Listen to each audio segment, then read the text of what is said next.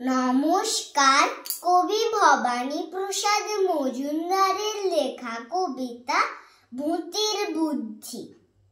কলকাতা কাল গিয়েছিলাম জরুরি এক কাজে, তার ছেড়ে ট্রেন আটকে গেল হঠাৎ পথের মাঝে। রাত 12টায় কালনা নেমে রওনা হলাম একা।